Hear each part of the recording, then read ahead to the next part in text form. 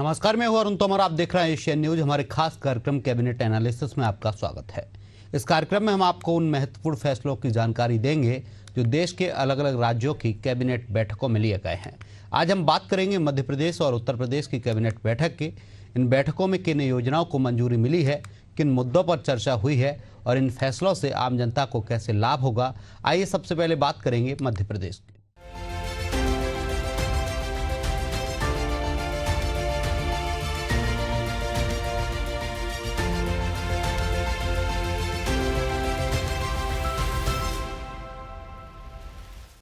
मुख्यमंत्री डॉक्टर मोहन यादव की अध्यक्षता में कैबिनेट की बैठक आयोजित की गई। कैबिनेट की बैठक में निर्णय लिया गया कि मध्य प्रदेश में भी स्पेन की तर्ज पर एक विश्वसनीय डाटा सेंटर तैयार किया जाएगा। डाटा सेंटर को नई तकनीक के हिसाब से तैयार किया जाएगा। इसके लिए प्रदेश भर से सभी सेक्टर्स और विभागों का डाटा कलेक्ट कराया जाएगा ताकि सरकार के पास सभी विभागों से जुड़ा पुख्ता डाटा उपलब्ध हो। मानसून सत्र की तैयारियों को लेकर भी बात की गई है। कैबिनेट में 28 जुलाई से शुरू होने जा रहे मानसून सत्र के लिए अनुपूरक बजट तैयार करने के विधेयक लाने की प्रक्रिया शुरू करने का फैसला लिया गया है। इसमें विकास और कानून व्यवस्था से जुड़े कानूनों को प्रभावी बनाने पर बात हुई। इससे वित्त विधेयकों को लेकर चर्चा की गई। इस पर देखिए हमारी खास रिपोर्ट।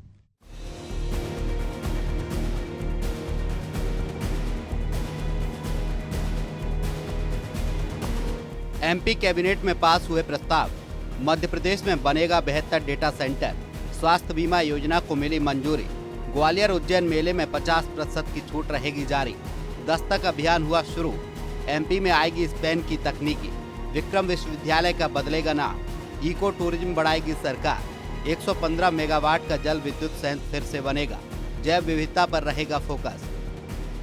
सीएम मोहन यादव ने कैबिनेट की बैठक में हालिया दुबई और स्पेन से आए 11.119 करोड़ के निवेश प्रस्तावों को लेकर चर्चा की। उन्होंने कहा कि इन प्रस्तावों में ज्यादातर परियोजनाएं विनिर्माण, डेटा सेंटर और ग्रीन एनर्जी सेक्टर से जुड़ी हैं। ये प्रस्ताव प्रदेश के 14,000 युवाओं को रोजगार देंगे। सीएम ने कहा कि उन्होंने डाटा सेंटरों का विदेश में भ्रमण किया है। मध्य प्रदेश की पहचान एक विश्वसनीय डाटा सेंटर के रूप में भी बने, इसे लेकर भी चर्चा हुई है। एक अच्छा डेटा सेंटर बनाया जाएगा। इसके लिए नई तकनीकी का समावेश किया जाएगा। आपको बता दें कि विधानसभा का मानसून सत्र 2025 28 जुलाई से शुरू होने जा रहा है। बैठक में मानसून सत्र 2025 की रूपरेखा पर भी चर्चा की गई है। मंत्रियों से विभागवार फीडबैक लिया गया है। इस दौरान तय किया गया कि किन विधेयकों और प्रस्तावों को सदन में लाया जाएगा। साथ ही अनुपूरक बजट की रूपरेखा पर चर्चा की गई। इसके साथ ही दस्तक अभियान का उद्देश्य 5 साल तक के बच्चों में कुपोषण, एनीमिया और टीकाकरण की स्थिति को बेहतर बनाना है। कैबिनेट की इस बैठक में इसके लिए दिशा निर्देश दिए गए हैं। स्वास्थ्य कार्यकर्ता घर घर जाकर स्क्रीनिंग करेंगे और बच्चों को पोषण सेवाएं उपलब्ध कराएंगे। आज माननीय मुख्यमंत्री जी ने कैबिनेट में उर्वरक की लिए सभी माननीय मंत्रियों को निर्देश दिए हैं कि अपने अपने प्रभार के जिलों में, अब चूंकि बोनी तो हो गई है और बोनी में भी ऐसी कोई किसानों को परेशानी बिल्कुल नहीं आई। उनको समय पर खाद उर्वरक मिलता रहा और अभी भी अब वापस दूसरी बार लगेगा। तो सभी माननीय मंत्रीगण इस बात का विशेष ध्यान रखें कि किसानों को समय पर खाद मिले, ब्लैक नहीं हो और बाजार के अंदर नकली खाद नहीं आए। इसको विशेष ध्यान दें। इस संबंध में प्रशासन को भी निर्देश दिए माननीय मुख्यमंत्री जी और किसान को कहीं पर भी कोई असुविधा नहीं होना चाहिए। इस बात के लिए माननीय मुख्यमंत्री जी ने कैबिनेट को निर्देश दिए।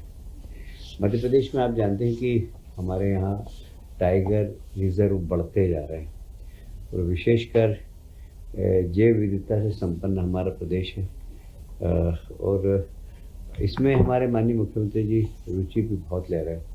और मुझे लगता है कि जैसे हमारे धार्मिक पर्यटन में हमने महाकाल लोक बनाया और उसके बाद लोगों का आकर्षण बहुत ज़बरदस्त बढ़ा है, अब जैव विविधता के क्षेत्र में भी हमने बहुत अच्छे काम किए हैं और इसलिए अब इसको भी माननीय मुख्यमंत्री जी ने बहुत फोकस किया है कि कैसे हम ज़्यादा से ज़्यादा यहाँ पर्यटकों को आकर्षित कर सकें। इसलिए इस क्षेत्र का विकास और इस क्षेत्र के अंदर कैसे पर्यटक ज़्यादा आकर्षित हों, इसके लिए हम मिलकर प्रयास करेंगे। सीएम डॉक्टर मोहन यादव ने बैठक में कहा कि स्पेन की तकनीकी को मध्य प्रदेश में भी लाया जाएगा। उन्होंने बताया कि कैसे स्पेन में उद्यानिकी, फल उत्पादन और कृषि क्षेत्र में आधुनिक तकनीकी का इस्तेमाल किया जा रहा है और जिसका फायदा भी वहां स्पष्ट नजर आता है। सीएम ने आगे कहा कि हम सभी स्पेन जैसी कृषि आधारित तकनीकी को मध्य प्रदेश में फॉलो करने के लिए एक दल स्पेन भेजेंगे, जो वहां से तकनीकी बारीकियां सीख कर आएगा, फिर उसे हम एमपी में लागू करेंगे। गांधी सागर बांध से जुड़े पावर जनरेशन प्लांट के ऑपरेशन से जुड़े प्रस्ताव मंजूर किए गए हैं। 40 साल से चल रही इसकी आयु पूरी होगी, ऐसे में इसके नवीनीकरण की तैयारी है। इस पर 446 करोड़ रुपए का खर्च होगा। 30% खर्च सरकार देगी, बाकी राशि लोन लेकर खर्च की जाएगी।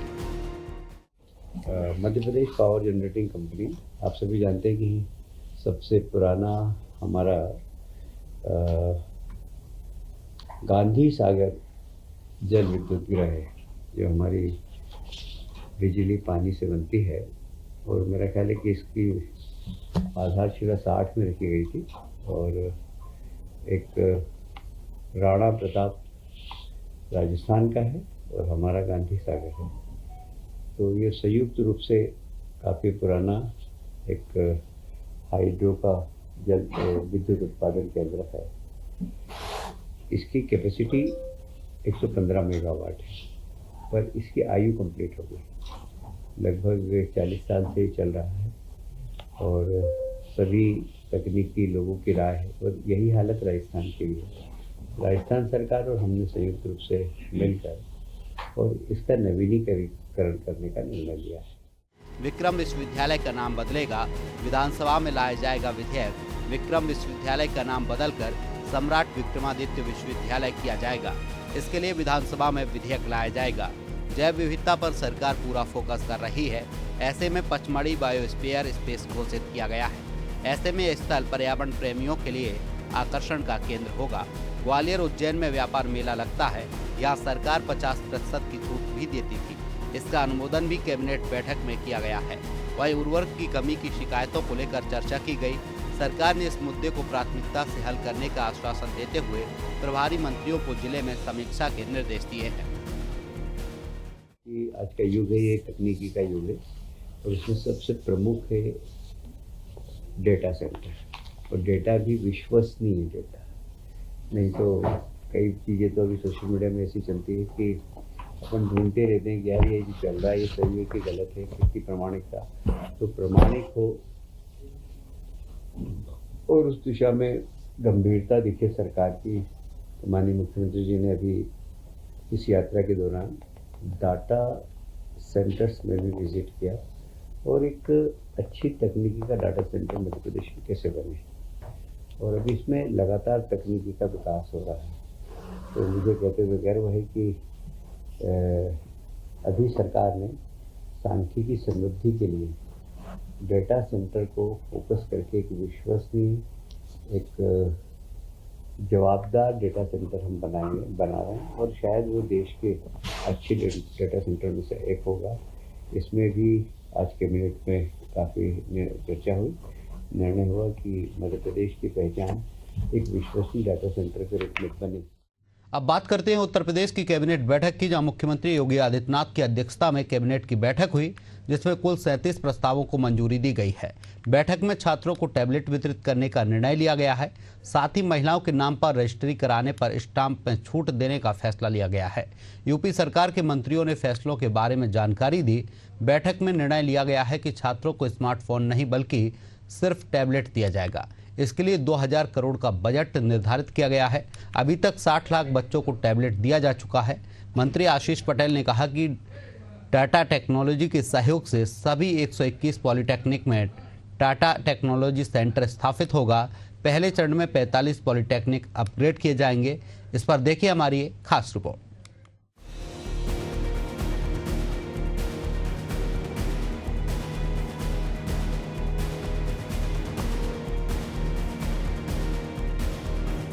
उत्तर प्रदेश कैबिनेट बैठक में पास हुए प्रस्ताव। महिलाओं के लिए स्टाम्प शुल्क में छूट। चित्रकूट लिंक परियोजनाओं को मिली मंजूरी। मेधावी छात्रों को टैबलेट वितरण अभियान। तकनीकी शिक्षा को मिलेगा बढ़ावा। पुरानी पेंशन योजना में छूट। नगरीय विकास एवं भूमि हस्तांतरण। पुराने सरकारी वाहनों का निदान। पेयजल सीवरेज ठोस अपशिष्ट प्रबंधन, लोक सेवा आयोग परीक्षा संशोधन, पशुधन और कृषि योजनाएं। उत्तर प्रदेश में छात्रों को स्मार्टफोन नहीं बल्कि सिर्फ टैबलेट दिया जाएगा। इसके लिए 2000 करोड़ का बजट निर्धारित किया गया है। अभी तक 60 लाख बच्चों को टैबलेट दिया जा चुका है। आशीष पटेल ने कहा कि टाटा टेक्नोलॉजी के सहयोग से सभी 121 पॉलिटेक्निक में डाटा टेक्नोलॉजी सेंटर स्थापित होगा। पहले चरण में 45 पॉलिटेक्निक अपग्रेड किए जाएंगे। इस पर 6,935 करोड़ का खर्च आएगा। इसके सारे उपकरण टाटा कंपनी उपलब्ध करवाएगी। प्रति पॉलिटेक्निक 57 करोड़ रुपए खर्च होगा। ये कायाकल्प 1 साल में होगा। आज प्राविधिक शिक्षा विभाग द्वारा टाटा टेक्नोलॉजी लिमिटेड के सहयोग से प्रदेश की सभी पॉलिटेक्निकों के उच्चीकरण और सेंटर ऑफ एक्सीलेंस बनाने के लिए एक प्रस्ताव मंत्रिपरिषद में प्रस्तुत किया गया था, जिसको हमारी कैबिनेट ने पास किया है। इसमें 121 राजकीय पॉलिटेक्निक संस्थाओं में टाटा टेक्नोलॉजी के सहयोग से टाटा टेक्नोलॉजी एक्सीलेंस सेंटर स्थापित किया जाएगा, जिसकी कुल लागत 6,935.86 करोड़ जिसका एक पार्ट है और 858 करोड़ का दूसरा भाग है। इसमें से कुल मिलाकर के पहले चरण में 45 आईटीआई को पॉलिटेक्निक को अपग्रेड किया जाएगा टाटा टेक्नोलॉजी एक्सीलेंस सेंटर के रूप में। पूर्व में भी टाटा टेक्नोलॉजी आईटीआईज को एक्सीलेंस सेंटर के रूप में डेवलप कर चुकी हैं। ये उत्तर प्रदेश के लिए गेम चेंजिंग एक कार्य हो रहा है और हमारे जो बेसिकली जो गांव से आने वाले बच्चे हैं जो पॉलिटेक्निक में अध्ययन कर रहे हैं, उनको इससे सबसे ज्यादा फायदा होगा। इसी तरह से स्वामी विवेकानंद युवा सशक्तिकरण योजना के अंतर्गत निःशुल्क स्मार्टफोन और टैबलेट वितरण के स्थान पर योजना अंतर्गत केवल टैबलेट वितरण किए जाने के संबंध में 24/1/25 की बैठक में 25 लाख स्मार्टफोन के स्थान पर सिर्फ टैबलेट वितरण किए जाने का निर्णय लिया गया है। वर्तमान में बजट में 2000 करोड़ रुपए के प्राविधानित है बजट, और बहुत सारे जनप्रतिनिधियों ने इसमें लिख करके दिया था। इसलिए अब हम स्मार्टफोन की जगह टैबलेट वितरित करने जा रहे हैं। प्रस्ताव पर अनुमोदन आज हो गया है। टैबलेट की बड़ी स्क्रीन, बेहतर बैटरी क्षमता, प्रोडक्टिविटी ऐप जैसे Word, Excel, PowerPoint, Google Sheets आदि के बेहतर उपयोग से मल्टीटास्किंग शैक्षिक कार्यों में बजट तो हर साल का है, 2000 करोड़ का है बजट। पशुधन मंत्री ने बताया कि पराग डेयरी को नोएडा में भूखंड को दिया जाएगा। बैठक में यूपी विधानसभा का मानसून सत्र 11 अगस्त तक चलाने का निर्णय लिया गया है। बुंदेलखंड और पूर्वांचल के किसानों की आमदनी बढ़ाने के लिए विश्व बैंक के साथ साझा कार्यक्रम यूपी सरकार चला रही है। इसके तहत जेवर एयरपोर्ट के पास प्रोसेसिंग और निर्यात की व्यवस्था की जाएगी। इससे किसानों की आमदनी बढ़ेगी। जेवर पर कार्गो का बड़ा सिस्टम डेवलप किया जा रहा है। उन्नाव में हैचरी सीड उपलब्ध कराने के लिए यूएई की कंपनी 4000 करोड़ का निवेश करेगी। यूएई की कंपनी फूड पार्क भी बनाएगी। पुरानी पेंशन योजना का लाभ लेने से छूट गए कर्मचारियों को कैबिनेट ने एक और अवसर प्रदान किया है। नेशनल पेंशन स्कीम से आच्छादित राज्य सरकार के ऐसे कर्मचारी जिनका चयन प्रदेश में राष्ट्रीय पेंशन प्रणाली लागू करने से संबंधित अधिसूचना तारीख 28 मार्च 2005 से पहले हो चुका था, उन्हें इसका लाभ मिलेगा। राष्ट्रीय पेंशन प्रणाली के स्थान पर पुरानी पेंशन योजना में शामिल होने के संबंध में निर्धारित कट ऑफ तारीख को 30 नवंबर तक बढ़ा दिया गया है। इस राहत से करीब 2000 कर्मचारियों को पुरानी पेंशन योजना में शामिल होने का मौका मिलेगा। राष्ट्रीय पेंशन प्रणाली से आच्छादित राज्य सरकार के ऐसे सरकारी सेवक जिनका चयन ऐसे पद आबलिक रिक्तियों के सापेक्ष हुआ हो, जिसका विज्ञापन प्रदेश में नई परिभाषित अंशदान पेंशन योजना राष्ट्रीय पेंशन प्रणाली लागू किए जाने संबंधित राज्य सरकार की अधिसूचना दिनांक 28 मार्च 2005 के पूर्व हो चुका था, को राष्ट्रीय पेंशन प्रणाली के स्थान पर पुरानी पेंशन योजना से आच्छादित किए जाने के संबंध में निर्धारित कट ऑफ स्थितियों का विस्तारण बहुत से लोग आच्छादित हो गए थे, कुछ लोग छूट गए थे। तो सरकार उनको एक मौका और दे रही है, एक अवसर और दे रही है। उत्तर प्रदेश राज्य में महिलाओं के पक्ष में निष्पादित विलेखों पर प्रभार्य स्टाम्प शुल्क में छूट निर्धारित किए जाने के संबंध में भारतीय स्टाम्प अधिनियम 1899 स्फटित संविधान के अनुसूची 7 की द्वितीय सूची की प्रविष्टि 63 तथा तृतीय सूची 44 के अंतर्गत राज्य विधानमंडल को अपने क्षेत्र के विलेखों के लिए स्टाम्प शुल्क की दरों के निर्धारण का अधिकार प्राप्त है। इन प्रावधानों के अंतर्गत उत्तर प्रदेश राज्य में घटित विलेखों पर स्टाम्प शुल्क की देयता हेतु स्टाम्प दरों के निर्धारण हेतु भारतीय स्टाम्प अधिनियम 1899 की अनुसूची 1 ख प्रख्यापित की गई है, जिसमें समय समय पर आवश्यकता अनुसार संशोधन किए गए हैं। राजधानी की हजरतगंज नजूल भूमि का स्वामित्व अब अग्निशमन स्टेशन को दिया गया है। इस भूमि का नामांतरण और हस्तांतरण गृह विभाग को करने को कैबिनेट की मंजूरी मिली है। इसके अलावा सरकार ने अयोध्या में सरयू नदी जलापूर्ति स्रोत से वाटर ट्रीटमेंट फेज 1 योजना के तहत चिन्हित भूमि को भी नगर विकास विभाग को निःशुल्क दिए जाने का फैसला किया है। वहीं कैबिनेट ने हमीरपुर में केंद्र सरकार द्वारा संचालित आपकी सखी आशा ज्योति केंद्र 1 स्टॉप सेंटर का भवन बनाने के लिए महिला कल्याण विभाग को निःशुल्क भूमि उपलब्ध कराने का प्रस्ताव मंजूर किया है। महिलाओं के नाम पर रजिस्ट्री कराने पर स्टाम्प में छूट देने का फैसला लिया गया है। 1 करोड़ तक रजिस्ट्री में 1% स्टाम्प तक छूट दी जाएगी। इसकी अधिकतम सीमा 10 लाख रुपए रखी गई है। मुख्यमंत्री योगी आदित्यनाथ की अध्यक्षता में मंगलवार को लोक भवन में हुई बैठक में यह निर्णय लिया गया है। बैठक में कैबिनेट ने 37 प्रस्तावों को मंजूरी दी है। कैबिनेट ने पराग डेयरी के नोएडा में 4.62 हेक्टेयर भूखंड को 101 करोड़ रुपए में सुरक्षा संबंधी कंपनी को बेचने का फैसला किया है। इसके बदले पराग डेयरी की नई फैक्ट्री बनाई जाएगी। साथ ही सेक्टर 81 में MS राफे कंपनी द्वारा 800 करोड़ रुपए की लागत से एक नया प्लांट स्थापित किया जाएगा, जहां ड्रोन निर्माण किया जाएगा।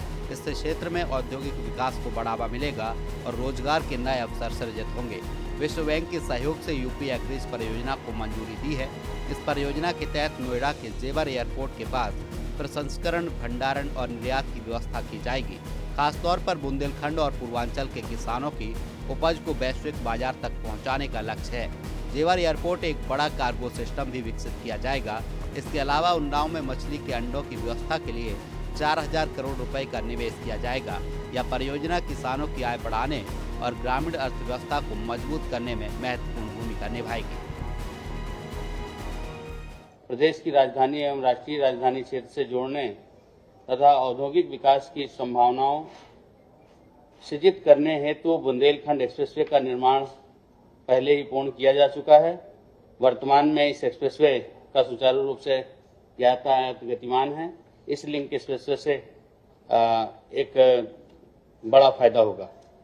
ये एक्सप्रेसवे बांदा वाराणसी बांदा मार्ग राष्ट्रीय राजमार्ग संख्या 35/76 के किलोमीटर 267 पर जनपद चित्रकूट के भरतकूप के निकट से प्रारंभ होकर राष्ट्रीय मार्ग 135 BG पर जनपद चित्रकूट में ग्राम अहमदगंज में समाप्त होगा।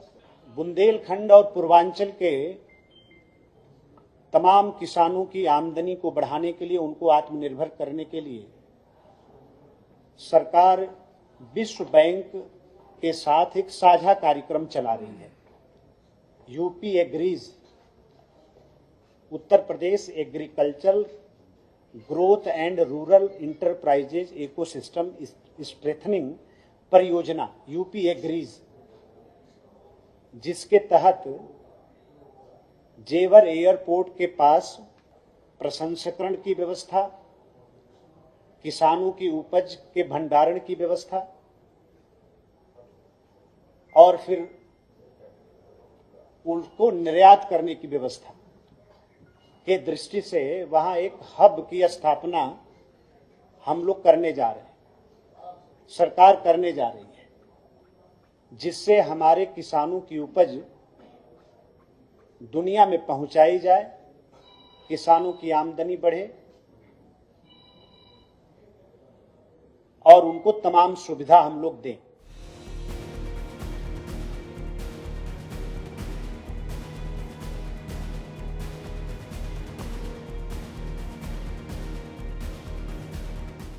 मध्य प्रदेश उत्तर प्रदेश दोनों ही राज्यों की कैबिनेट बैठक स्पष्ट रूप से दर्शाती है कि सरकारें अब नीतिगत फैसलों को लेकर तेज और निर्णायक मुद्रा में हैं।